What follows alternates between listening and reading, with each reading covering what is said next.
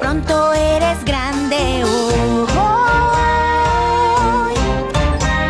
Y al hacer una elección, eso hace quien realmente eres hoy.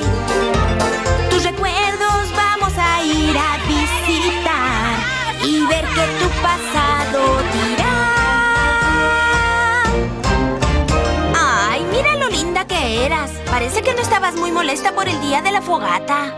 El tiempo pasó, tu vida cambió. Ve cómo eras tú ayer.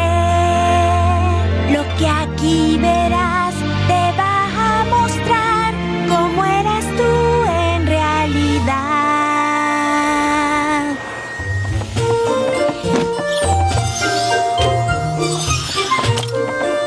¿Qué crees que estás haciendo, Snowfall? Decorando el aula de clases para la víspera de la fogata, profesor. Dijiste que querías aprender a ser una unicornio poderosa, ¿o no? ¿Así es? ¿Y cómo te convertirás en una unicornio poderosa? Trabajo duro, aprendizaje y usar mis habilidades para mejorar Equestria. ¿Y cómo esto te ayudará a aprender magia? Quiero ser fuerte para detener a los Wendigos y ayudar a los ponis. Esa es una historia tonta que le dicen a los pequeños. La magia requiere tiempo para aprender. Es tu decisión. Aprende a ser una unicornio poderosa. O juega con tus juguetes y no llegarás a nada.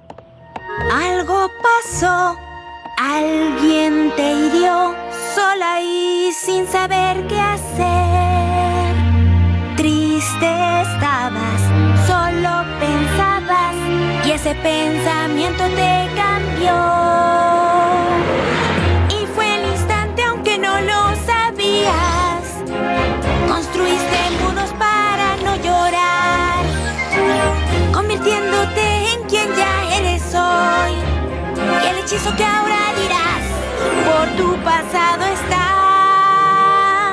El pasado se fue, crecimos, lo sé, y el daño nunca se fue. El ayer te marcó y nada se olvidó, y eso tu presente dañó.